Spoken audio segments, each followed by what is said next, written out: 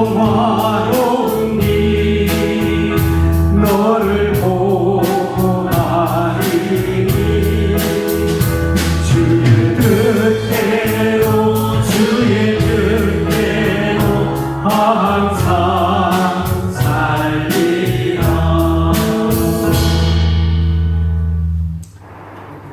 제가 그 강아지 2마리를 최근에 샀어요. 5마리가 개가 있었는데 너무 커서 제가 잘 관리가 할 수 없어서 시가로 약 3만 원어치 될 거야. 근데 사료까지 사주면서 다른 사람한테 선물하고 너무 허전해. 그래서 강아지 2마리를 샀어요. 근데 저를 너무너무 좋아해. 왜? 밥 주지, 목욕시키지 다 하고. 근데 유리문에 이렇게 보이는데 걔가 나를 안 보면은 막 그 발톱으로 힘을 다해서 주인을 문을 열어달라고 하는 것 같아요. 근데 찬양을 드리면서도 그렇고 생각나는 게 있어서 말씀드리는 건데, 저희 어머니가 돌아가셨을 때 화장을 했어요. 화장을 했는데 철문이 이렇게 내려가잖아? 철문이 이렇게 관이 쑥 들어가니까 철문이 확 닫혀. 야, 근데 그 소리가 저한테 얼마나 크게 느껴지는지 몰라. 근데 그 이후로 야, 내가 열심히 신앙생활을 한다고 했는데 난다긴다 했는데 나중에 문 닫혔는데 못 들어가면 어떡해? 이런 막 겁이 났어.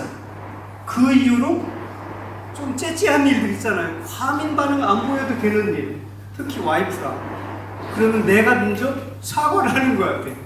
내가 편하기 위해서.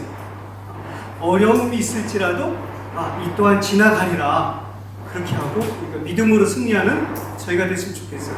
이 시간에 구원으로 인도하는 찬양 드릴게 손뼉을 치면서 찬양 드리겠습니다. 구원으로 인도하는 그 창조력, 생명으로 인도하니 그 길을 작업하니 우리 몸에 더러운 죄짐을 하나 없이 벗어놓고 힘써서 들어갑시다. 구원으로 인도하는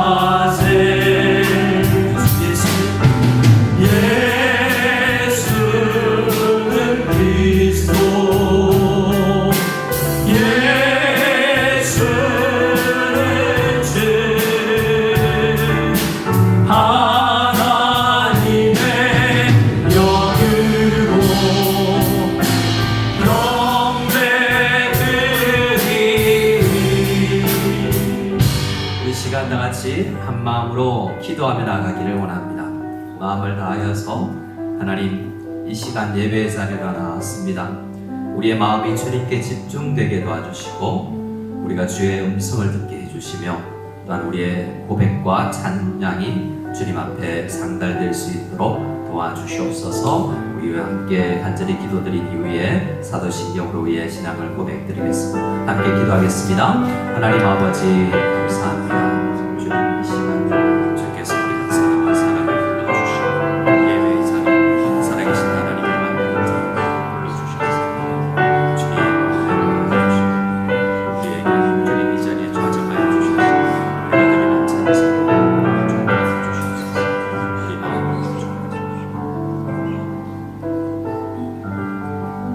신앙 고백드리겠습니다.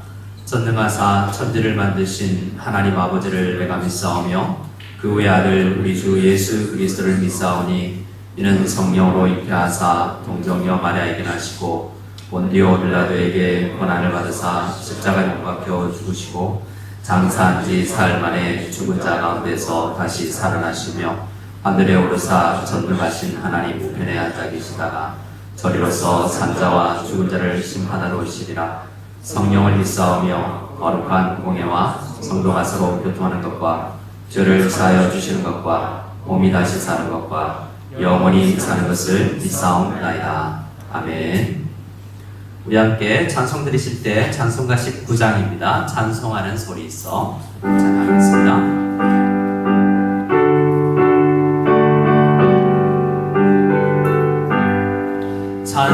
찬송하는 소리 있어 사람 기뻐하도다. 하늘 아버지의 이름 거룩거룩하도다. 세상 사람 찬양하자. 거룩하신 하나님께 할렐루야 할렐루야 할렐루야. 하나님의 나라 권세 영원토록 있도다. 하나님의 영광 나라 거룩거룩하도다. 하늘 보좌 계신 주님 세상 주관하시도다. 할렐루야 할렐루야 할렐루야 아멘. 하나님의 크신 섭리 그 뜻대로 되도다. 우리 아버지의 뜻은 거룩거룩하도다.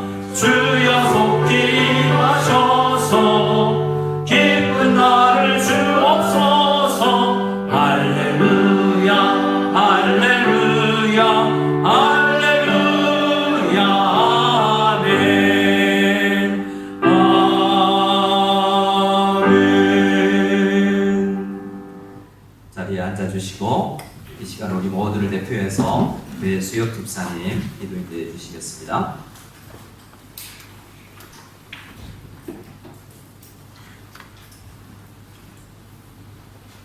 전능하신 하나님 아버지, 한 주간에 우리의 삶을 받아주시고 또 인도하여 주심 감사하며 예정하셔서 이 예배의 자리로 나올 수 있게 하여 주심을 감사드립니다.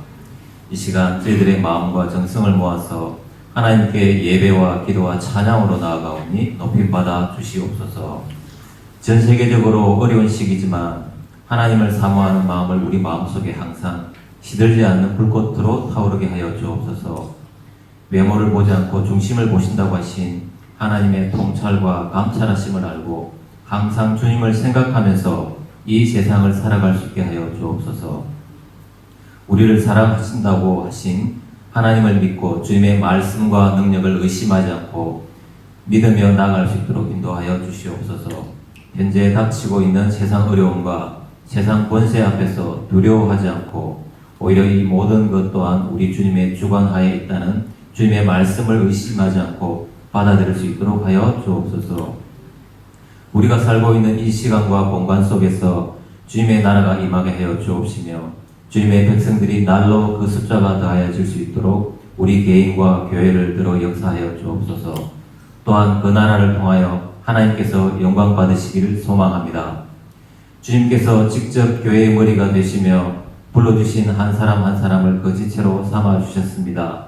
우리 지체들이 서로 한 몸과 같이 협력하고 사랑하여서 이 세상 속에 하나님의 나라를 세워가는 일에 귀하고 의롭게 사용되게 하여 주옵소서. 단위에 세우신 목사님 오늘 예배를 인도하고 말씀을 전하실 때 진리의 말씀이 선포되고 듣는 심령들마다 말씀 속에서 하나님을 만나는 은혜의 시간이 될 수 있도록 성령 충만함으로 인도하여 주옵소서. 어려운 환경 속에서도 예배로 하나님을 찾는 심령들을 기억하여 주옵시고 오프라인으로 온라인으로 하나님을 향한 예배 위에 시공간을 초월하시는 하나님의 동일한 은혜를 경험하게 하여 주옵소서. 삼자교회와 협상 위에 예배 장소를 찾는 일들 위에 주님의 섭리하심과 간섭하심이 있으셔서 최선의 결정과 합의가 도출될 수 있도록 주님 이끌어 주셔서 이 땅에서 무섭연합교회가 주님을 섬기며 나아가는 일에 부족함이 없도록 인도하여 주시길 원합니다.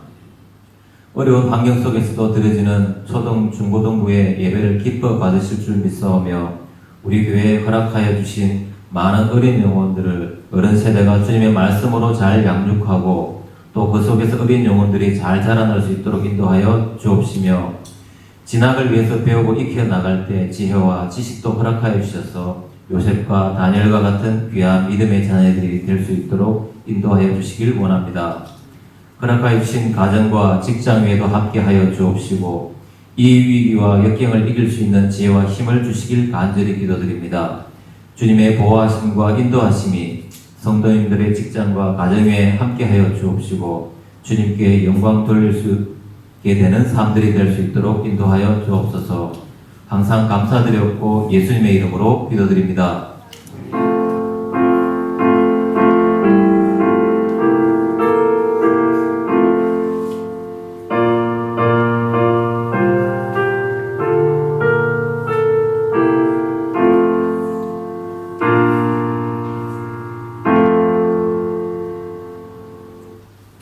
우리 함께 찬송가 393장 오 신실하신 주님 고백드리면서 준비한 예물을 하나님 앞에 올려드리겠습니다.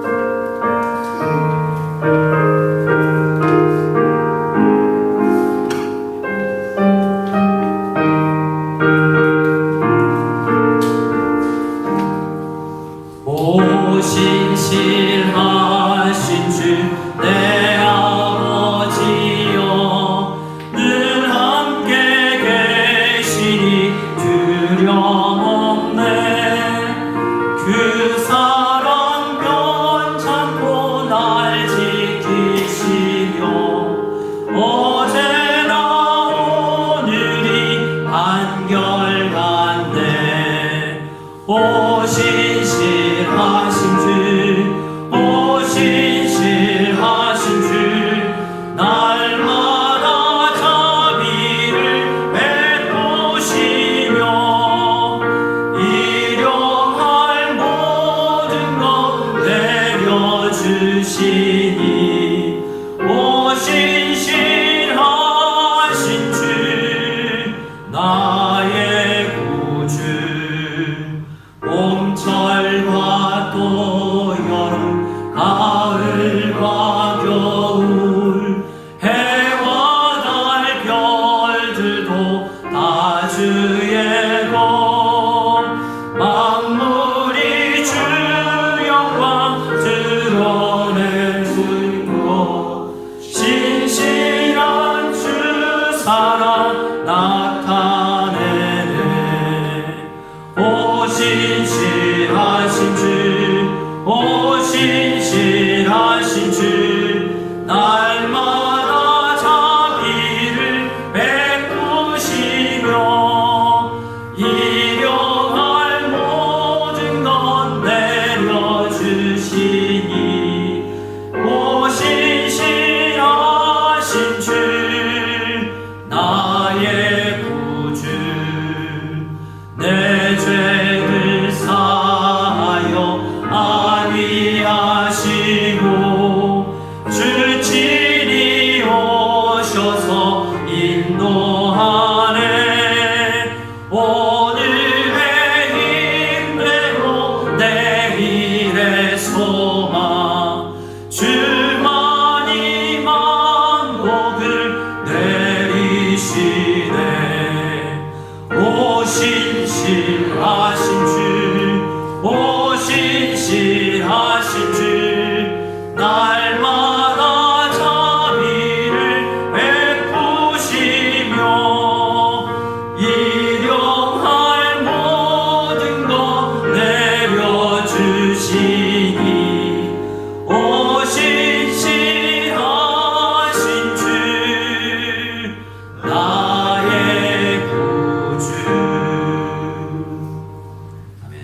함께 봉기도 올려드리겠습니다.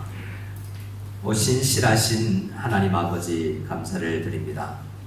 하나님은 신실하셔서 변함이 없으셔서 우리를 향한 사랑을 거두지 아니하시고 날마다 우리를 물 주시며 가꾸셔서 주님께서 원하시는 열매 맺는 주의 백성으로 만들어 가심을 믿습니다.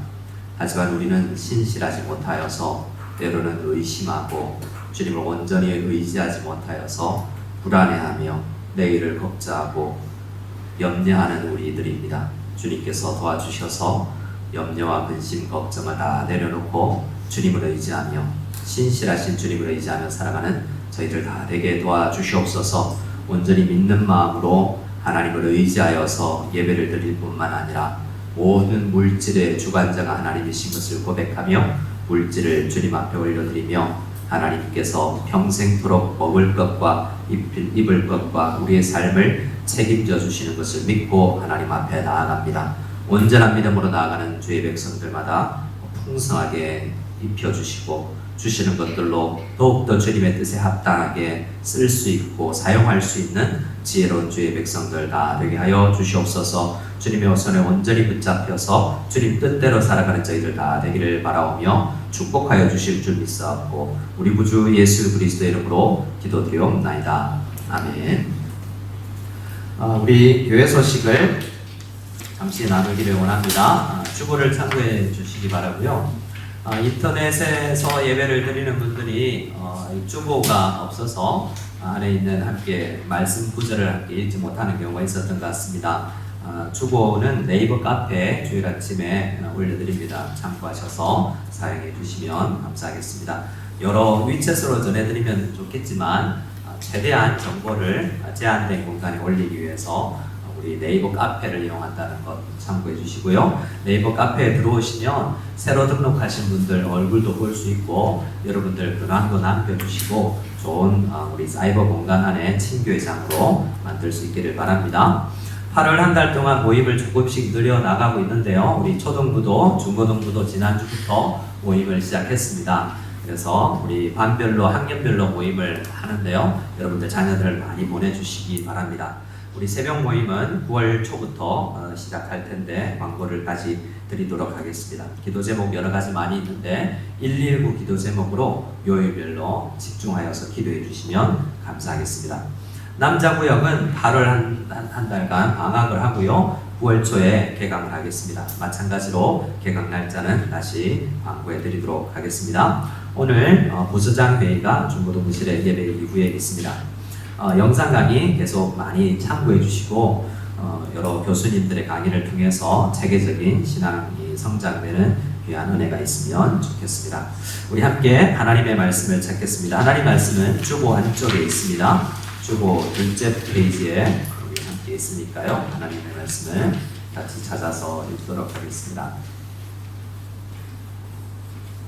하나님의 말씀은 제 세 번째 단락 에베소서 5장 22절에서 33절 말씀입니다. 에베소서 5장 22절에서 33절 말씀 같이 읽도록 하겠습니다. 같이 읽겠습니다. 아내들이여 자기 남편에게 복종하기를 주께 하듯 하라. 이는 남편이 아내의 머리됨이 그리스도께서 교회의 머리됨과 같음이니 그가 바로 몸의 구주시니라. 그러므로 교회가 그리스도에게 하듯 아내들도 범사에 자기 남편에게 복종할지니라. 남편들아 아내 사랑하기를 그리스도께서 교회를 사랑하시고 그 교회를 위하여 자신을 주심같이 하라. 이는 곧 물로 씻어 말씀으로 깨끗하게 하사 거룩하게 하시고 자기 앞에 영광스러운 교회로 세우사 티나 주름 잡힌 것이나 이런 것들이 없이 거룩하고 흠이 없게 하려 하심이라. 이와 같이 남편들도 자기 아내 사랑하기를 자기 자신과 같이 할지니 자기 아내를 사랑하는 자는 자기를 사랑하는 것이라. 누구든지 언제나 자기 육체를 미워하지 않고 오직 양육하여 보호하기를 그리스도께서 교회에게 함과 같이 하나니 우리는 그의 몸의 지체이니라. 그러므로 사람이 부모를 떠나 그의 아내와 합하여 그 둘이 한 육체가 될지니 이 비밀이 크도다. 나는 그리스도와 교회에 대하여 말하노라. 그러나 너희도 각각 자기의 아내 사랑하기를 자신같이 하고 아내도 자기 남편을 존경하라. 아멘. 우리는 십계명 강해를 하고 있죠. 소열이 문답에 따라서 말씀을 나누고 있는데 그 중에 십계명의 내용이 있습니다. 십계명의 내용은 우리가 어떻게 살아갈 것인가, 구원받은 우리가 어떻게 살아갈 것인가라는 이 땅에서의 삶의 태도와 방식에 집중되어 있습니다. 그래서 하나님 없이 살 수 없다. 우리는 이 땅을 살면서도 하나님이 없는 것처럼 하면서 살 수 없다. 그러니까 어떤 하나님인가? 1계명부터 4계명까지 하나님 없이 하루하루를 보내지 말라라는 거죠.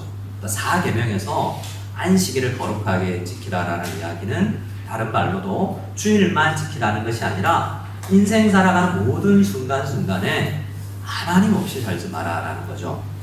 그리고 우리는 인생을 살아가면서 하나님만 바라보고 살기도 하지만 사람들과 함께 살지 않습니까?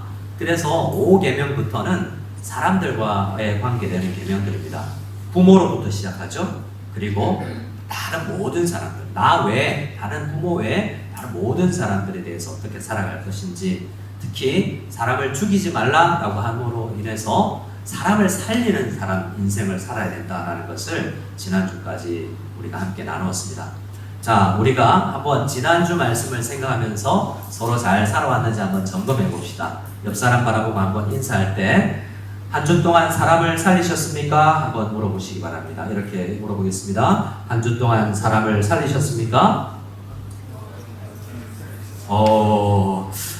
살리는 삶은 엄마가 자녀들에게 밥을 해주면 살리는 거죠. 영혼을 어떻게 살렸는가를 보면 다양하게 우리는 사람을 살리는 일을 하게 됩니다. 그런데 특히 형제 자매들을 향하여서 욕하고 비방하는 것은 죽이는 행위다라고 말씀을 드렸죠. 자, 우리는 그렇게 살인하지 말라라는 명령에서 그 말씀의 참된 의미는 적어도 살인하지 말아야 되는데, 적극적으로는요, 사람을 살인하실 뿐만 아니라 점점 살리고 윤택하게 하는 것이 그 말씀의 참된 의미다라는 것을 확인했습니다. 오늘 말씀은 우리 미성년자와 함께 나누기에는 좀 불편한 내용이기도 할 수 있죠. 왜냐하면 결혼을 앞두거나 거의 결혼 정년기에 둔 사람들을 향해서 하는 기본적으로는 말씀이기 때문에 그렇습니다. 십계명은 적어도 어른들에게, 결혼한 어른들에게 기본적으로 준 말씀이에요. 어린 아이들이라기보다도. 그러나 이 계명은 아이들과도 나누어야 됩니다. 그래서 우리는 오늘 말씀을 통해서 이 7계명을 어떻게 자녀들과 함께 나눌까, 이런 부분들과 함께 고민하면서 함께 말씀을 묵상하기를 원합니다. 자, 제 7계명이 두 군데 기록되어 있지만 출애굽기 20장 말씀에 기록되어 있습니다. 제일 먼저 1번에 나와 있는 출애굽기 20장 14절, 우리 짧은 한글로만 된 부분을 같이 14절을 같이 읽겠습니다. 시작. 간음하지 말라. 무엇하지 말라고요? 간음하지 말라. 자, 이 단어를 우리 어린 아이들에게 설명을 할 수가 참 없는 것이, 성에 대한 개념도 아직 없는 자녀들에게 이 말씀을 가르쳐야 되는데 가르치기가 참 쉽지 않은 거죠. 그래서 일정 부분 기다리겠지만 우리 유대인들도 그러하고 이 말씀은 자녀들과도 나누어야 될 말씀이에요. 그러면 어떻게 잘 나눌까라고 생각해 볼 때 그 의미의 참된 의미를 잘 생각해야만 원리를 알면 아주 어린 아이들에게도 나눌 수 있고 나이와 상관없이 그 원리를 적용시킬 수 있기 때문에 이 말씀에 표면적인 간음하지 말라, 살인하지 말라가의 그 내용의 깊은 참된 원리를 발견해야 되는 것입니다. 그 원리가 레위기 20장에 여러 가지 나와 있는데요. 간음하지 말라라고 했을 때 남자들에게 기본적으로 주기 때문에 여자들에게도 주는 말씀입니다. 말은 히브리어로 보면 남성 2인칭 유. 자, 우리 중국말로는 유에 해당되는 타라고 하면 3인칭이죠. 타라고 하면 여자의 타가 있고 남자의 타가 있지 않습니까? 근데 영어에도 그런 말이 잘 없어요. 유 하면 2인칭 유 하면 남자 여자 다 포함되는 건데, 대부분 이 2인칭 남성, 당신은 뭐 하지 말라라고 했지만 사실은 남자 여자에게 다 해당되는 말이에요. 그런데 간음하지 말라라고 했더니 어떤 대상과 하지 말라는 말은 빠져 있어요. 그래서 예레미야의 말씀을 잘 보면 다양한 대상이 있습니다. 사실 이해되지 않지만 사람이 아닌 동물과의 관계도 있어요. 참 다양하게 이것이 적용되는데요. 그 적용하기 위해서는 원리를 찾아야 됩니다. 자, 레위기 20장 말씀을 보면 그 원리를 찾는 시작이 될 수 있는데요. 레위기 20장 10절 말씀을 같이 읽어보도록 하겠습니다. 같이 읽겠습니다. 누구든지 남의 아내와 간음하는 자, 곧 그의 이웃의 아내와 간음하는 자는 그 간부와 흥부를 반드시 죽이리라. 어떻게 하라고요? 반드시 죽여라. 자, 죽이는 형벌을 받는 이 율법의 내용이 많지는 않습니다. 크게 한 3가지 정도가 돼요. 근데 이 말은 어떤 정도로 그러면 받아들이냐면 늘 성경에서 목숨과도 바꿀 수 없을 정도로 중요한 문제다라고 우리에게 알려주는 거예요. 어떤 문제가요? 이 7계명의 문제는 거의 목숨 바쳐서 지켜야 될 문제라는 거예요. 그러나 우리 인생을 살펴보면 성경을 살펴보고 역사를 살펴봐도 사형을 해도 이 죄가 잘 고쳐지지 않는 거예요. 사형을 언도해도 목숨을 바쳐서 이 죄를 어기는 현상이 역사 속에서 있는 것을 보게 됩니다. 그만큼 쉽지 않은 문제를 다루고 있는 거예요. 자, 그런데 이 말씀의 원리를 발견해보자 라고 했죠. 자, 10절의 말씀을 보면 누구든지 어떻게 해요? 남의 아내와 간음하는 자, 또 그의 이웃의 아내와 간음하는 자라고 되어 있어요. 그래서 이 말씀의 기본적인 의미는 이런 의미입니다. 저를 한번 따라해 주시기 바랍니다. 다른 사람의 가정을 파괴하지 말라. 예. 그래서 7계명의 가장 낮은 수준의 말씀은 다른 가정 파괴치 말라라는 거예요. 왜냐하면 우리는 목숨을 앗는 것이, 빼앗아가는 것이 가장 큰 죄이지만 사실은 그것만큼 중요한 것이 남의 가정을 파괴하는 것입니다. 그래서 이것으로 시작해서 남의 가정만 뿐이겠습니까? 우리 가정도 파괴하지 말아야 되죠. 그런데 가정이 다양한 이유로 파괴가 되는데요. 간음만이 아닙니다. 다양한 이유로 가정은 파괴될 수 있습니다. 별것도 아닌 문제로 가정이 파괴될 수 있어요. 간음이 들어가지 않고도 가정이 파괴될 수 있어요. 하지만 이 간음은 제일 크게 가정을 파괴하는 죄다라는 것을 우리는 생각할 필요가 있습니다. 그러면 이 말씀의 원리를 찾으면 뭐가 되겠습니까? 가정을 파괴해서는 안 된다라는 원리가 나왔잖아요. 그러면 아주 어린 아이 때부터 가정이 무엇인지, 가정을 파괴한다는 것이 아니라 오히려 긍정적으로 적극적으로 가정을 살리고 가정을 아름답게 꽃피우는 것이 어떤 것인지를 보여주고 가르칠 수 있는 것입니다. 그래서 우리 아이들은 우리 부모님을 통해서 가정이 무엇인지 삶을 통해서 보면서 어릴 때부터 배우지 않습니까? 그래서 이 7계명은 간음이라는 성적인 부분을 다루지 않더라도 부모가 어떤 삶을 사냐에 따라서 진리가 그냥 가르쳐지는 내용이 이 7계명 가정과 관련된 내용이라고 하겠어요. 자, 7계명은 왜 하지 말라고요? 가정을 파괴하지 말라는 건데 왜요? 가정이 그만큼 소중하기 때문에. 뭔만큼요? 목숨만큼 소중하기 때문에 그렇습니다. 저를 한번 따라해 주시기 바랍니다. 가정은 목숨만큼 소중합니다. 목숨만큼이라 했지만 성경에서는 목숨보다 소중하다라고 이야기해요. 결혼식에 가보면 제가 무성연합교회에 부임을 해서 2번의 결혼식 주례를 했어요. 정종서 집사님 가정, 그리고 김태호 형제 가정을 주례를 했고, 한국에 있을 때는 여러 결혼식에 기도도 해보고 결혼식에 참여도 해봤지만, 이 결혼식은 기본적으로 예식이 하나님의 앞에서 하는 언약식이잖아요. 사랑이 아니라 그것이 더 중요한 것은 언약이라는 데 있습니다. 그래서 결혼식의 가장 꽃은 세상 사람들은 신부라고 생각해요. 그래서 가장 아름답게 그날 빛나야 될 사람은 신부라고 생각해서 하얀 드레스를 입히고 해요. 근데 저는 친구들한테 요거도 먹었어요.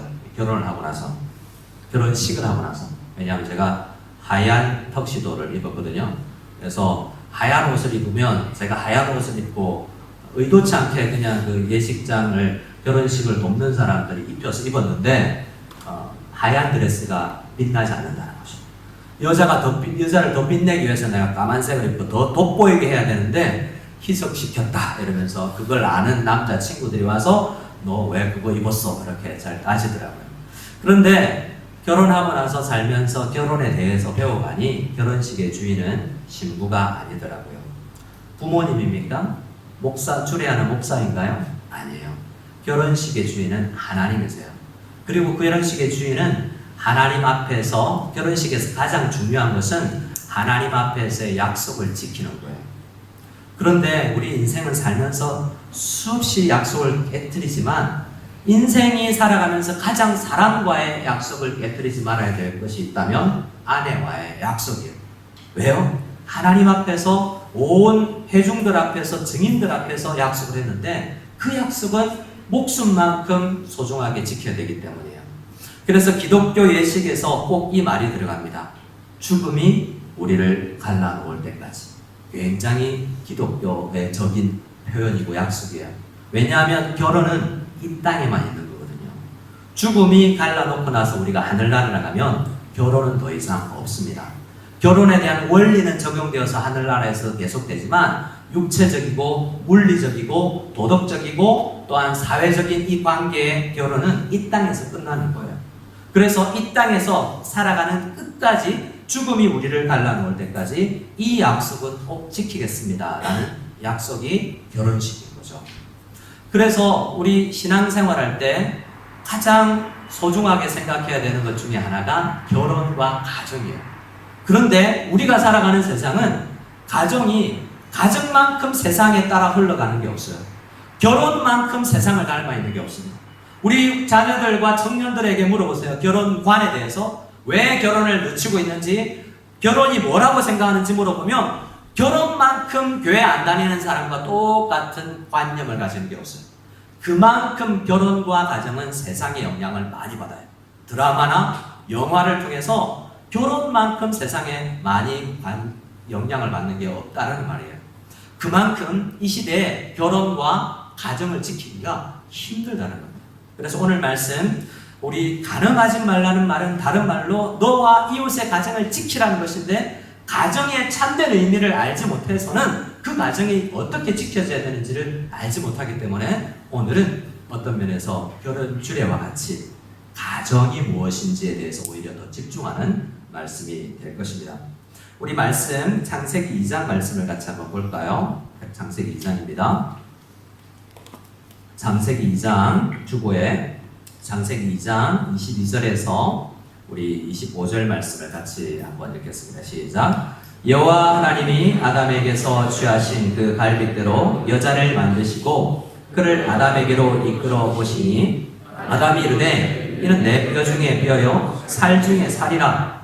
이것을 남자에게서 취하였은즉 여자라 부르리라 하니라. 이러므로 남자가 부모를 떠나 그의 아내와 합하여 둘이 한 몸을 이룰지로다. 아담과 그의 아내 두 사람이 벌거벗었으나 부끄러워하지 아니하니라. 아멘. 자, 하나님께서 세상을 창조하시고 사람들에게 하신 가장 먼저 하신 일이 가정을 창조하시는 일이었습니다. 뭐라고요? 가정을 만드신 일이었습니다. 하나님께서는 그래서 가정에 아주 많은 관심을 가지고 있고 성경은 가정에 대한 이야기로 가득 차 있습니다. 창세기를 보면 온통 결혼 이야기, 자녀 출산 이야기, 이 결혼에 대해서 잘못 생각하고 오해하고 엉뚱한 길로 나아가는 이야기, 이렇게 가정 이야기가 온통 있습니다. 레위기 말씀에 보면 이 7계명 간음하지 말라라는 이야기를 아주 여러 차례 바꾸어서 다양하게 이야기를 하고요. 역사 속에 보면 왕들의 이야기 속에서, 특히 다윗 왕의 이야기 속에서 많은 나라를 건설하는 업적을 이룬 그 사람도 가정 하나를 지키지 못한 사람이었다는 것을 이야기하면서 아주 돌출시키면서 가정 문제가 한 나라를 세우는 것만큼 중요한 이야기고, 그러나 반대로 아주 쉽게 우리가 가정을 파괴할 수 있고 아주 쉽게 가정을 무너뜨릴 수 있는 존재가 우리 연약한 존재다라고 성경은 이야기해요. 창세기 2장에서부터 가정을 이야기합니다. 결혼과 가정은 하나님으로부터 시작했습니다. 저를 따라하겠습니다. 결혼은 하나님의 아이디어입니다. 세상 사람들이 만들어낸 게 아니에요. 하나님께서 가정을 염두에 주시고 남자와 여자로 만드신 거예요. 하나님께서, 자, 2장 말씀을 볼까요? 너무 익숙한가요? 가정에 대한 이야기? 결혼에 대한 이야기? 10년, 20년, 30년 결혼해서 살면 가정을 잘할까요? 사실 속을 수 있는 게 내가 결혼 생활 오래 했다고 해서 가정을 잘 안다고 생각하는 착각이에요. 그래서 하나님 가정은, 이 신비로운 가정 이야기와 교회에 관련된 이야기는 성령님의 도우심 없이는 바로 깨달을 수 없어요. 결혼 생활 40년을 하고 50년을 해도, 은혼식을 하고 다이아몬드식을 해도 가정의 참된 의미를, 하나님께서 원하시는 참된 의미를 잘 깨달을 수 없는 거예요. 이 시간 성령님께서 우리를 도와주셔서 말씀을 이야기해 주셔야만 가정의 참된 의미를 해석할 수 있습니다. 자, 22절을 보면 여호와 하나님이 아담에게서 취하신 그 갈빗대로 여자를 무엇하시고? 만드시고 그를 아담에게로 어떻게 해요? 이끌어 오시죠. 자, 아담에게 아내를 허락하신 하나님이십니다. 자, 아내와 남편이 만나게 되는 것은 하나님께서 하시는 일이에요. 그 일에 우리는 그런 모든 관계가, 그러면 결혼 관계가 하나님께서 하시는 일이냐? 이 부분은 굉장히 더 깊이 케이스를 연구해야 되는 일인데, 기본적으로 부부의 만남은 하나님의 섭리 가운데 있습니다. 잘못 선택해서 하나님께서 주시는 원리를 잘못 깨달고 처녀 총각 시절에 있어서 잘못된 선택을 하고 굉장히 결혼 생활 속에서 고난을 받는 가정이 있습니다. 그러나 하나님은 그 잘못된 선택 가운데서도 우리가 어떻게 해야 될지를 이야기해요. 내가 하나님께서 정말 원하시는 배필을 선택하는 지혜가 없어서 잘못 선택했지만, 그러나 그 가운데 어떻게 결혼을 유지할 것인가, 이 부분도 하나님께서 이야기하시거든요. 결혼은 하나님께서 시작하셨고 하나님께서 지금까지 우리의 가정을 지켜보시면서 소중하게 여기는 거예요. 자, 가정이 되고 나서, 가정이 이루어지고 나서 그 가정에 있는 아주 독특한 이야기가 24절에 있는데요. 24절을 같이 한번 읽어보겠습니다. 24절입니다. 시작. 이러므로 남자가 부모를 떠나 그의 아내와 합하여 둘이 한 몸을 이룰지로다. 자, 저를 한번 또 따라해 주시기 바랍니다. 남편이 있으신 분은 남편과 나는 이렇게 하고, 아내가 있으신 분은 아내와 나는. 결혼하지 않으신 분은요, 앞으로 결혼할 사람들을 생각하면서 미리 생각하셔야 돼요. 같이 나와 배우자와 나는 한 몸입니다. 저를 한번 따라해 주시겠습니다. 나와 나의 배우자는 한 몸입니다. 나와 나의 배우자는 한 몸입니다. 믿으십니까? 한 몸이라는 의미가 뭐죠? 여러분, 따로 떨어져 않잖아요. 사회적 거리두기를 위해서. 예배 시간에도 따로 떨어져 않을 정도로 각자 개체가 있잖아요. 근데 우리가 어떻게 한 몸이죠? 한 몸이다 라고 이야기하는 것의 핵심은 사실은 둘이 모두가 각자가 하나님께서 주시는 일을 감당해야 되는데, 하나가 되어서 해야만 이룰 수 있는 일이 있다라고 이야기해 주시는 거예요. 각자가 해서, 어떤 사람은 결혼하지 않고 사도 바울처럼 홀로도 할 일이 있지만, 우리 부부가 하나라는 이야기는 우리 부부가 한 몸이 되어서만 할 수 있는 일이 있다라는 거예요. 그런데 이 이야기를 잘 모르기 때문에 우리는 많이 결혼하고 나서 오히려 하나님의 일을 잘 못하는 경우가 있어요. 많은 가정을 신방에 보면, 제가요, 결혼하기 전에는 제가 남자 성도님이 청년부 회장하고요, 열심히 찬양 인도하고요, 열심히 살았는데요, 결혼하고는 아내가 더 열심히 해요. 저는 회사 일로 바빠서 신앙생활 잘 못하는 것 같아요. 지금 아내는 결혼 전에는 예수 교회 안 다녔는데 결혼하고 나서 내가 전도했고, 지금은 그가 제자 훈련하고 교회에서 열심히 봉사하고 찬양하고 열심히 일합니다 라고 이야기해요. 잘된 가정의 형태가 아니죠. 결혼하면 각자가 할 때보다 더 잘 될 수 있어야 돼요. 하나님께서는 하나님의 뜻을 이루기 위해서 하나님 모든 사람에게 목표와 비전을 주셨어요. 너희는 이 땅에 있을 때 이것 이루면서 살아야 된다라고 비전을 다 주셨어요. 그런데 그 비전을 이루기 위해서 특별히 한 사람을 붙여주는데 친구를 붙여주신 것이 아니라, 직장 동료를 붙여주신 것이 아니라, 목사님과 같이 살아라고 이야기하는 것이 아니라 신앙의 멘토와 같이 살아라고 이야기하지 않고 남자와 여자를 결혼시켜서 함께 부부로서 그 사명을 감당해라 라고 이야기하고 계신 거예요. 그래서 남자가 부모를 떠나서 한 몸을 이룬다라는 이야기는 우리 부부가 한 몸을 이루어서 이루어야 될 하나님의 뜻이 있다라는 생각을 해야 됩니다. 자, 그 부부가 하나님 앞에 바로 서 있을 때, 온전하게 서 있을 때 하나님의 뜻이 이루어지게 됩니다. 제일 먼저 그 가정이 온전했을 때의 상황을 25절에서 이야기해 주는데요. 25절 말씀을 같이 읽어보겠습니다. 같이 읽겠습니다. 아담과 그의 아내 두 사람이 벌거벗었으나 부끄러워하지 아니하니라. 자, 무엇하였으나 무엇하였다라고 이야기하냐면 벌거벗고 있었는데 부끄럽지 않았다라고 이야기하죠. 이 말은 가정에 아직 죄가 들어오지 않았을 때 가정이 얼마나 온전한가라는 것을 아주 극명하게 보여주는 거예요. 근데 한번 잘 생각해 보면 여러분, 아담과 하와가 왜 부끄럽지 않았을까요? 왜 부끄럽지 않았을까요? 죄가 아직 안 들어왔기 때문에. 그래요. 여러분, 부끄러운 경우는 대부분의 부끄럽다라는 표현은 수치심 있는 이야기는 뭔가 부족한 것이 있기 때문에 수치스러운 것입니다. 그렇지 않습니까? 내가 너무 내가 생각하는 기준에 아름답지 못할 때 부끄럽구나. 시험 점수가 이 정도는 받아야 되는데 너무 낮을 때 부끄럽죠. 그러니까 완벽하지 않을 때 우리는 부끄러울 수 있는 존재예요. 그 말은 두 대상이 남편과 아내가 서로가 어떻게 서로를 비난할 거리를 찾을 수 없었다라는 거예요. 이 두 아내와 남편이 서로를 바라봐도 아무렇게 비판할 게 없고 나도 그 사람 앞에 섰을 때 아무런 껄끄러움이 없는 상태예요. 이 상태가 어떤 상태냐면 저를 한번 또 따라해 주시기 바랍니다. 우리가 주님 앞에 설 때의 자세. 우리가 주님 앞에 설 때의 자세. 여러분, 하나님 앞에 올 때 부끄러움이 있으세요?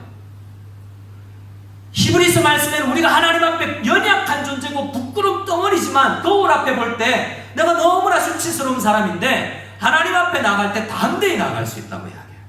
하나님과 우리와의 관계가 이렇게 되어야 되는 거예요. 그런데 죄가 있기 전에는 하나님 앞에 설 때도 사람들 앞에 설 때도 부끄러움이 없었어요. 그런데 여러분, 죄를 짓고 나서 이 사람들 사이에 부끄러움이 찾아왔습니다. 볼까요? 창세기 3장 7절입니다. 창세기 3장 7절 시작. 이에 그들의 눈이 밝아져 자기들이 벗은 줄을 알고 무화과 나무 잎을 엮어 치마로 삼았더라. 여러분, 2장과 3장의 이야기인데요. 그 두 사람이 두 대상에게 느끼는 감정이 죄 때문에 차이가 나는데 그 핵심적인 차이가 수치심, 부끄러움이라고 이야기해요. 자, 제가 이전에 말씀드릴 때 부끄러움은 뭔가 부족할 때 느끼는 감정이라고 얘기했는데요. 자, 그럼 무슨 차이를 만들어냈기 때문에 아담과 하와는 서로 부끄러웠을까요? 1번, 육체가 달라졌다. 제가 가끔 예를 들은 게 있는데 슈렉이라는 영화를 보면 피오나 공주가 사랑의 키스를 받고 빛이 나면서 하늘에서 공중에서 막 돌다가 쫙 내려오는데 사람들은 저도 처음 그 영화를 볼 때 이제 슈렉이라는 이 피오나 공주가 원래는 아름다운 모습이었는데 저주를 받아서 이 초록색 괴물처럼 보이잖아요. 그런데 우리가 생각할 때는 이렇게 사랑의 키스를 받으면 쫙 변화되어서 아름다운 바비 인형처럼 드레스를 입고 딱 나타나야 되는데 그 모습 그대로 딱 나타나잖아요. 그 모습을 보면서 충격을 받은 거죠. 자, 그것처럼 아담과 하와가 죄짓고 나서 모습이 달라졌다고 생각할 수 없어요.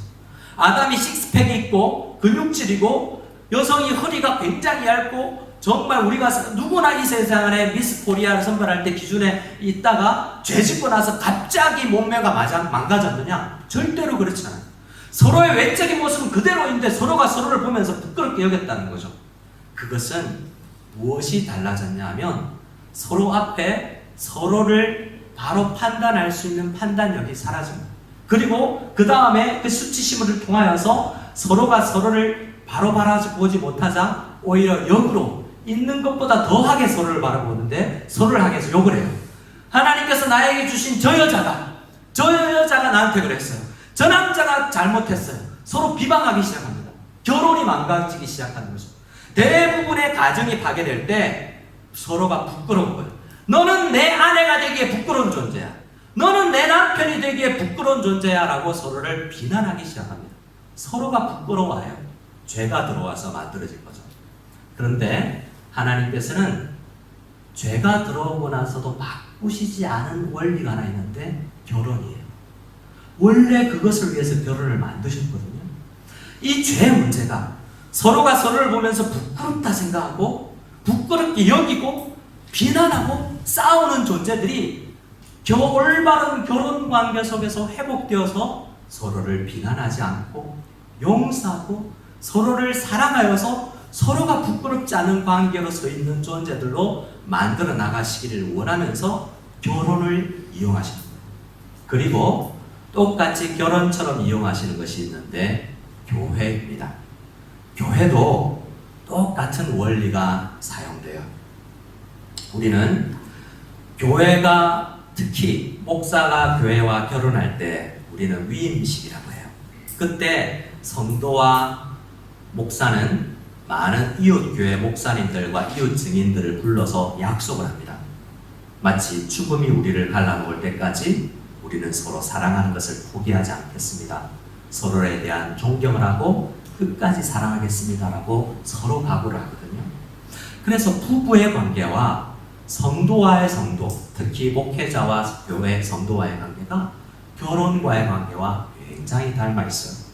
그래서 교회는 목사와 성도뿐만 아니라 성도와 성도 사이에도 전혀 이질적인 남들로 구성되어 있는데 남들을 만나게 하여서 그 교회, 언약적 교회 공동체를 통해서 언약 중심으로 살아가게 하여서 서로가 서로를 비난하지 않고 용납하고 받아주면서 서로 사랑할 수 있는 존재로 빚어나가기 위해서 교회를 하나님께서 사용하시는 것이고 결혼을 사용하시는 거예요. 서로가 부끄러웠어요. 그 수치심이 들어왔다는 것은 죄가 있어서 우리는 모든 아담과 하와가 죄짓고 난 이후에 모든 가정과 교회는 서로를 비난하고 서로를 용서하지 못하는 연약한 관계 속에 있다는 것을 알고서 결혼과 신앙생활, 교회생활을 해나가야 돼요. 핵심에 뭐가 없으면 결혼이 올바로 성립되지 못하고 이 7계명을 여기듯이 가정을 파괴하고 교회를 파괴하느냐면 하나님께로 부어지는 은혜를 잊지 못하면 우리가 교회가 파괴되고 가정이 파괴되고 간음이 아니할지라도 가정도 교회도 파괴되는 거예요. 하나님께서 우리에게 가정을 바로 세우기 위해서 하나를 은혜를 주셨는데 그 은혜가 3장 21절에 기록되어 있습니다. 3장 21절을 같이 한번 읽어볼까요? 시작! 여호와 하나님이 아담과 그의 아내를 위하여 가죽옷을 지어 입히시니라. 무엇을 지어 입히시니라 라고요? 가죽옷을. 자, 벌거벗었는데요. 벌거벗은 아담과 하와가 서로 수치심을 느끼고 서로가 한 일이 뭐냐면 서로가 너나 할 것 없이 무화과 나무 잎으로 서로를 수치스러운 것을 가리는 행동이었어요. 이 말은 원리로 따져서 우리에게 적용을 해보면 사람은 이 관계의 문제를 해결하기 위해서 수많은 노력을 한다는 거예요. 상담도 해보고 또 각종 철학과 공부를 통해서 이걸 해결해 보려고 이 가정을 세워보려고 교회를 바로 세워보려고 수많은 노력을 하는데 그 어떤 인간적인 노력도 이것을 회복시킬 수 없다라는 이야기를 하고 있는 거예요. 어떻게요? 가죽옷을 지어 입힌다는 이야기. 하나님 편에서 어떤 동물을 죽여서 가죽을 만들어서 그것으로 그들의 수치를 가리지 않으면 가정도 바로 서지 못하고 교회도 바로 서지 못한다는 것을 이야기하는 것입니다. 그래서 창세기 2장 24절에 이 말씀을 우리는 이렇게 읽어낼 수가 있어요. 이러므로 남자가 부모를 떠나 그의 아내와 합하여 둘이 한 몸을 이룰지냐라는 것을 가죽옷과 연결시키면 예수 그리스도 하나님의 독생자 예수 그리스도께서 아버지를 떠나 이 땅에 와셔서 구원받을 백성들 교회와 결혼하여서 부끄러움이 많은 그들을 연약한 그들을 끝까지 사랑하여서 변화시켜서 결혼하는 이야기예요. 그것이 다른 말로 결혼식이 어떤 의미에서 십자가에 쓰여진 거예요. 남편 대신 예수 그리스도께서 너무나 연약하고 부끄러움이 많은 그 신부인 여자들이라고 할 수 있는 교회들을 위해서 자기 몸을 찢어서 가죽 옷을 입히는 심정으로 십자가에서 우리를 위해서 헌신해 주셨다는 거죠. 그 은혜로 예수 그리스도의 보혈의 은혜로 우리를 덮어주시지 않으면 우리가 회복을 이룰 수 없다는 이야기가 성경 전체의 이야기예요. 그래서 가정은 그 예수 그리스도의 구속의 은혜를 가장 깊이 묵상할 수 있는 이야기인 것이죠. 하나님의 은혜에서 그래서 구원받은 이 은혜를 입은 사람들은 결혼 생활을 어떻게 하느냐라는 자세가 달라질 수밖에 없어요. 예수님께서 나와 결혼하셔서 나의 이런 연약한 신부 삼아 주셔서 나를 날마다 변화시켜 나아가시는 것처럼 신랑인 나도 예수님을 닮아서 아내를 사랑하고 가정을 지켜나가야 되겠다는 생각을 하게끔 한다는 거죠. 무엇을 통해서요? 가정에 대한 묵상을 통해서. 그 이야기가 우리 성경에 계속 기록되어 있습니다. 그 원리 하나를 골로새서 3장은 이렇게 이야기해 주고 있죠. 골로새서 3장 12절을 같이 읽어보겠습니다. 같이 했습니다. 그러므로 너희는 하나님이 택하사 거룩하고 사랑받는 자처럼 긍휼과 자비와 겸손과 온유와 오래 참음을 못 입고 누가 누구에게 불만이 있거든 서로 용납하여 피차 용서하되 주께서 너희를 용서하신 것 같이 너희도 그리하고. 아멘. 미성년자 여러분, 결혼하지 않은 여러분, 결혼하기 전에 우리가 꼭 해야 될 게 있습니다. 미성년자 부모를 두신 부모 여러분, 우리 가정에서 고3이 되어서 이제 우리 우시를 떠나보내기 전에 우리 자녀들에게 꼭 가르쳐야 될 게 있어요. 뭐요? 결혼관이에요. 이제 대학을 가면 이성의 눈이 뜨고 데이트를 하게 되겠죠. 그 가운데서 우리 아이들에게 이성관을 물어보면, 많은 청년들을 물어보면 이런 자매 어떠냐가 기도해보고 나 참 어울릴 것 같다 라고 청년들에게 소개를 해주면 필이 안 와요. 필이 안 와요. 필이 와야 되는데 이게 없다라는 거야. 필은 많은 목사님 선배들이 이야기할 때 필은 1년 6개월이야. 유통기한. 그거 지나면 필 가끔 오지만 필 없어진다. 결혼은 필이 아니야. 그 필로 내지는 이 세상에서 가르치는 것으로 여성을 보고 남성을 보고 결혼을 해요. 대부분 그렇게 합니다. 근데 우리 자녀들이 이제 알아야 되는 것은 결혼을 준비하기 위해서 내가 무엇을 알아야 될 것인가 하는데 제일 먼저 결혼을 통해서 알아야 되는 것이 뭐냐면 내가 구원받은 하나님의 백성이고 구원받은 하나님의 백성이 정말 지혜롭게 아내와 남편을 선택하고 결혼하고 나서도 그에게서 비난거리와 그에게서 부족하고 수치스러운 부분을 발견해낼 수 있고 나의 수치도 다 그에게 드러날 수 있다는 걸 아는 거예요. 필로만 살면 수치가 드러나면 그것이 사라져요. 그러나 우리 주님은 뭐라고 이야기하십니까?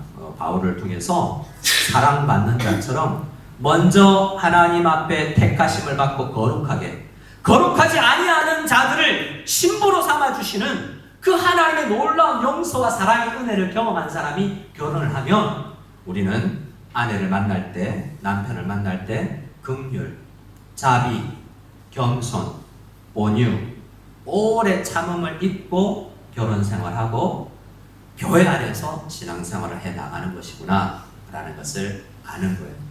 서로가 죄인이어서 연약함이 있고 수치스러운 부분이 결혼 생활해 보면 신앙생활 한 3, 4, 5년 같이 해보면 서로에게 있는 수치스러운 부분이 다 드러날 수밖에 없다는 것을 알고 신앙생활하고 결혼생활 하는 거라는 거예요. 그런데 어떡합니까? 13절에 남편이 아내에게, 목사가 성도에게, 누가 누구에게 불만이 있거든 서로 용납하여 피차 용서되 주께서 너희를 용서하신 것처럼 하는 가정이 되는 것이, 그것을 훈련하는 것이 가정이요 교회라는 겁니다. 우리 13절, 골로새서 3장 13절 같이 한번 읽어보겠습니다. 시작. 누가 누구에게 불만이 있거든 서로 용납하여 피차 용서하되 주께서 너희를 용서하신 것 같이 너희도 그리하고. 그래서 가정으로 시작해서 교회를 볼 수 있어요. 여러분 남편들이요 아내들에게 전혀 수치스럽지 않습니까? 가정을 파괴하지 않았나요? 우리는 생각으로 예수님의 말씀은 음욕을 품고 여자를 보는 자마다 간음하였다라고 이야기하잖아요. 그럴 때마다 가정을 파괴했다고 이야기하잖아요. 그럼 아내 앞에 설 때 수치스럽지 않나요? 부끄럽지 않나요? 아내에게 전혀 표시를 내지 않지만 수치스러운 게 우리 자신. 이 가정의 상황을 보면서 나는 교회 안에서 신앙생활하면서도 나는 정말 수치스러운 존재인데 나는 이렇게 은혜를 입었으니 어떻게 성도의 상대방을 바라보며 신앙생활하는 것이 옳을까라는 것을 늘 묵상해낼 수 있어야 된다는 것입니다. 그래서 우리는 에베소서 5장의 22절 오늘 본문에 있는 말씀을 7계명에 대한 설교로 읽을 수 있는 것이죠. 7계명은 간음하지 말라라고 했지만 오히려 사도 바울은 그것을 적극적으로 가정을 살리라. 남편들이, 여자들이요. 간음하지 않았다고 자랑스러워하고 떳떳해할 것이 아니라 내가 아내를 살리고 남편을 살리고 가정을 살리고 우리 가정뿐만 아니라 이웃 가정을 살리고 교회를 살리는 데까지 내가 나아가 보았냐? 라고 사도 바울은 7계명을 통해서 우리에게 설명하고 있는 거죠. 아내들에게 이야기합니다. 에베소서 5장 22절에 아내들이요 자기 남편에게 복종하기를 죽게 하듯 하라. 예수님은 남편은 주님이 아니지만 죽게 하듯 하면서 가정 속에서 이것을 연습하기를 바랍니다. 그리고 25절에 남편들에게 특별히 이야기하죠. 남편들의 자세가 그래서 굉장히 중요합니다. 특히 이 7계명은 남녀가 다 해당되지만 특별히 역사적으로 남자들에게 더 깊이 묵상을 해야 되는 제목이기 때문에 남편들에게 주는 말씀이 더 중요할 수도 있습니다. 25절, 우리 27절을 같이 읽겠습니다. 25절에서 27절 시작. 남편들아 아내 사랑하기를 그리스도께서 교회를 사랑하시고 그 교회를 위하여 자신을 주심같이 하라. 이는 물로서 말씀으로 깨끗하게 하사 거룩하게 하시고 자기 앞에 영광스러운 교회로 세우사 피나 주름 잡힌 것이나 이런 것들이 없이 거룩하고 흠이 없게 하려 하시니라. 아멘. 가정 이야기를 하면서 거룩을 이야기하죠. 하나님은 가정이라는 제도를 만드셔서 그 가정 안에서 교회 생활보다 가정 생활에 하나님께서 더 많을 것을 아시고 가정 속에서 거룩하여질 것을 원하고 있습니다. 가정 속에서 남편과 아내 보면서 정말 세상 드라마나 영화를 보면 정말 어떤 일, 별것도 아닌 일에 등 돌리고 돌아서서 우리는 님에다가 뭐 점 찍으면 남이라는 이야기를 하는 것처럼 전혀 상관없는 사람처럼 살아갈 수밖에 없는 그런 대상들을 둘이 묶여놓고 조금 살다 보면 필링은 사라지고 서로 비난거리만 있고 살다가 어느 순간 적당하게 거리를 유지하며 대충 그를 인정하고 이 정도로 서로 벽을 넘어서지 아니하고 선을 넘어서지 아니하고 평생을 살아가는 부부가 많은 이때에 그 선을 무너뜨리고 더 적극적으로 가정을 살리고 서로를 용납하고 사랑하며 세우는 가정이 되기를 주님께서 원하시면서 남편에게 남편아 아내와 가정을 거룩하게 할 수 있어야 된다라고 우리에게 이야기합니다. 침범하여서 7계명을 범하여서 가정을 파괴하는 것이 아니라 오히려 가정을 거룩하게 하고 가정을 세우는 남편이 되어야 된다라고 우리에게 이야기해 주고 있습니다. 그리고서 이것이 처음부터 창세기 2장에 가정이라는 제도를 세우신 하나님의 뜻이다라고 이야기를 하죠. 30절입니다. 31절입니다. 31절 같이 읽겠습니다. 시작. 그러므로 사람이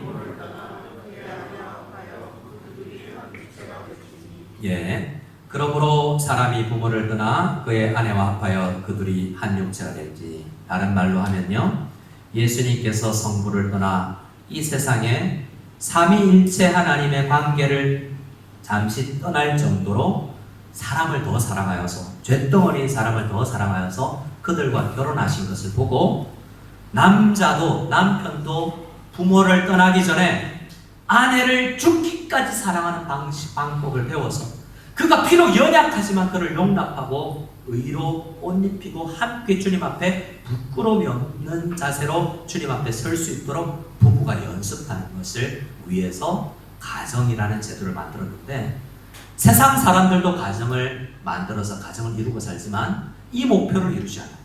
한 몸이 되었지만 그들이 한 몸이 이루는 것은 목표를 이루지 않을 때는 절대로 하나님 보시기에 한 몸이 아니에요. 육체적인 것으로만 보면 한 몸을 이룰 때 돈으로 성을 사서 한 남자와 여자가 만날 때도 한 몸이라는 표면적인 것은 똑같지만 전혀 목표가 이루어지지 않았잖아요. 마찬가지로 세상에서 하나님을 떠난 사람들이 남자와 여자가 결혼하고 살아갈지라도 한 몸이 온전히 이루어지지 않은 것은 한 몸을 이루어서 이루어야 될 목표가 없기 때문에 그래요. 한 몸이 이루어서 우리 아들들이, 우리 자녀들이 결혼 생활 전에, 나를 떠나기 전에 예수 그리스도의 제사함을 받은 존재로서 어떻게 가정을 통해서 서로를 세우고 한 목표를, 내가 너 혼자 신앙을 생활할 때보다 아내를 만나서, 남편을 만나서 더 크게 잘 목표를 이룰 수 있는 가정을 바꾸어 갈 것인가를 우리 자녀들에게 잘 가르쳐야 된다는 것입니다. 그래서 32절에는 이렇게 이야기합니다. 32절 같이 읽겠습니다. 시작. 이 비밀이 크도다. 나는 그리스도와 교회에 대하여 말하노라. 자, 뭐라고요? 사도 바울이 이야기하잖아요. 가정이라는 제도와 교회라는 제도를 하나님께서 만드셨는데 이 두 제도는 너무나 닮아 있어서 교회를 보면 가정이 보이고 가정을 보면 교회가 보인다라는 이야기를 하고 있는 거예요. 우리는 교회라는 제도가 신약에서 시작됐거나 모세 때 시작됐다고 이야기하지만 사실은 아담과 하와가 결혼할 때부터 최초의 교회이자 가정이 시작된 거예요. 그때는 가정이 무너지면 바로 교회가 무너지는 거였어요. 아담과 하와가 가정이 무너졌다는 것은 완전히 교회가 무너졌다는 이야기죠. 그 이후로도 마찬가지입니다. 가정들이 무너지면 교회들이 무너질 수밖에 없는 것입니다. 그러면 가정이 화목하고 가정이 바로 서 있을수록 교회도 바로 설 수 있는 거죠. 그래서 우리 성도님들은 교회를 세우는 마음으로 우리 가정을 파괴하지 말고 오히려 적극적으로 세워나가야 돼요. 아주 극단으로 간음을 하지 말아야 되겠고, 그것뿐만 아니라 아주 더 많은 수많은 가정을 살리는 일들, 가정을 위해서 시간을 쓰고 재정을 쓰고 가정을 살리기 위해서 아내를 위해서 아침 이른 시간부터 밤늦은 시간까지 계획적으로 남자들은 계획을 하며 아내를 생각해 나가는 가정생활을 해요. 저녁 시간에 아내를 아름답게 만나기 위해서 아침에 출근 전의 표정과 출근해서 문자 하나로 그 아내의 마음을 즐겁게 하고, 그리고 그 모든 과정들을 통해서 아내와 함께 가정을 잘 이루어 나갈 수 있는 각종 가정을 살리는 그러한 연습들을 해나가야 돼요. 많은 이야기들이 성경 안에 있기 때문에 특별히 우리 장년 성도님들이 앞으로 만났을 때 이 가정 이야기를 함께 더 해나가기를 원합니다. 마지막으로 우리의 각오를 닮은 말씀, 고린도후서 11장 사도 바울의 각오를 보며 우리의 각오를 다지기를 원합니다. 고린도후서 11장 2절 말씀 같이 읽겠습니다. 시작. 내가 하나님의 열심으로 너희를 위하여 열심을 내노니 내가 너희를 정결한 처녀로 한 남편인 그리스도께 드리려고 준비합니다. 사도 바울은 자기 자신을 어떻게 소개하고 있죠? 자기 자신을 설명하면서 중매장이다라고 자기를 소개하고 있어요. 어떤 중매장입니까? 결혼이 무엇인지 모르고 교회 생활이 무엇인지 잘 모르는 사람들에게 교회로 초대를 하여서 교회 생활은 예수 그리스도와 결혼하는 거야 라고 소개를 해주는 역할을 한다는 거죠. 그래서 모든 목회자와 사역자들은 성도와 하나님 예수 그리스도와 결혼 관계를 잘 할 수 있도록 돕는 사역을 하는 것입니다. 그래서 어떤 의미에서 한편으로는 목회자가 교회와 결혼하는 거죠. 적어도 담임 목사가 될 때 하나님께서 이혼을 시키기 전에는, 하나님께서 특별한 이유가 있어서 갈라서기 하기 전에는 그 교회를 위해서 죽음이 갈라놓을 때까지 그 교회를 위해서 헌신해야 되는 것이 목사의 마음이에요. 그리고 장로님들의 마음이죠. 우리가 직분을 맡을 때 교회를 위해서, 모든 성도들을 위해서, 우리 교회 모든 성도들이 예수 그리스도와 결혼한 신실한 거룩한 신부가 될 수 있도록 우리 모든 역량을 다하는 것이 직분자의 자세예요. 그 마음을 다지기 위해서 어떤 마음을 가져야 되냐면, 내가 또 교회와 결혼한 사람이다라는 마음으로 살아가야 된다는 거죠. 여러분, 내가 만약 교회와 결혼했다면 남편과 결혼한 것과는 너무나 질적인 부분은 다르지만 그것처럼 우리 많은 성도님들을 바라보고 예수님 앞에 저를 어떻게 예수님과 결혼시키고 더 아름다운 거룩한 신부로 준비시킬 수 있을까라는 고민을 하면서 우리가 서로를 바라볼 수 있게 되는 것이며, 거룩한 눈으로 꿈욕을 붓고 서로를 보는 것이 아니라 저를 어떻게 예수님과 결혼하는 신실한 거룩한 신부로 내가 빚어나갈 수 있도록 도울까라는 각오를 우리가 할 수 있어야 되는 것이죠.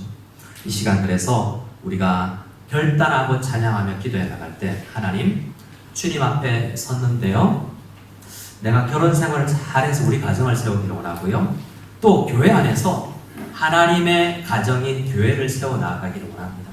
그러기 위해서 절대로 간음이 없어야 되겠고, 또 적극적으로 교회를 세우는 다양한 우리의 헌신이 있어야 되겠습니다. 라는 각오로 이 찬양을 하나님 앞에 나아갈 수 있기를 소원합니다. 내 마음의 주를 향한 사랑이 함께 찬양하겠습니다.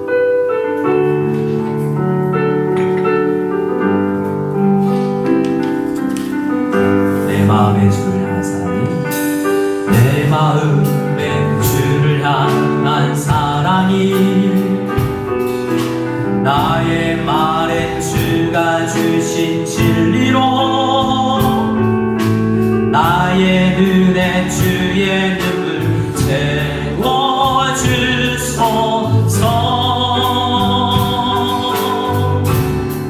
내 입술에 찬양의 향기가, 두 손에는 주를 닮은 섬김이, 나의 삶의 주의 흔적 나게 하소서. 우리 하나님의 사랑이 영원히 함께하리. 십자가의 길을 걷는 자에게, 순교자의 삶을 사는 이에게, 조롱하는 소리와 세상 유혹 속에도 주의 순결한 신부가 되리라. 내 생명 주님께 주리리. 하나님의 사랑이, 하나님의 사랑이 영원히 함께하리. 십자가의 길을 걷는 자에게, 순교자의 삶을 사는 이에게, 조롱하는 소리와 세상 유혹 속에도 주의 순결한 신부가 되리라. 내 생명 주님께 드리리. 우리 함께 기도하며 나갈 때, 하나님, 내 생명 주님 앞에 드리는 심정으로 가정을 지키기를 원합니다. 함께 기도하며 나갈 때에, 하나님, 하나님의 사랑을 먼저 받고 예수 그리스도의 아버지를 떠난 사랑, 자신의 살을 찢고 피를 흘려 우리에게 덧입혀 주시는, 용서해 주시는 내린 사랑 은혜를 보여주심으로 그 사랑을 가정의 교회 실천하라고 하신 주님의 음성을 들으며 내가 순결한 신부가 되어서 주님 앞에 서로 우리 부부가 설 때까지, 지금은 너무나 연약하여서 비난할 거리들이 있지만 서로 지금도 용서하고 인내하며 언젠가 주님 앞에 설 때에 우리 모두가 아름다운 주의 신부로, 빛나는 주의 신부로 남편과 아내와 온 교회가 설 수 있을 그때까지 이 땅에서 헌신하고 참고 인내하며 눈물을 흘리며 기도하겠습니다. 이 마음으로 함께 우리 자신과 가정과 교회를 생각하며 기도하며 나갈 때 저를 따라해 주시기 바랍니다. 주여 은혜를 주시옵소서. 주여 은혜를 주시옵소서. 하나님 아버지 우리에게 은혜를 다하여 주시옵소서. 예수 그리스도께서 우리를 사랑하시고 아버지를 떠나 우리를 살리기 위해서, 우리와 결혼하기 위해서 십자가를 지시고 우리를 덧입히시고 우리를 사랑하시고 끝까지 용서하시고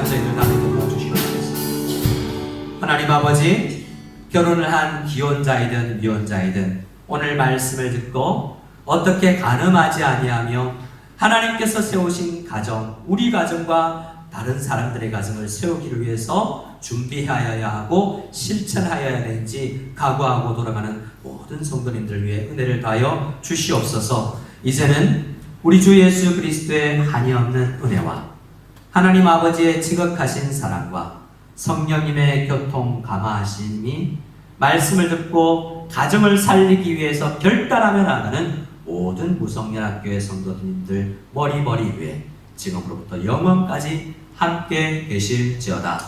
아멘.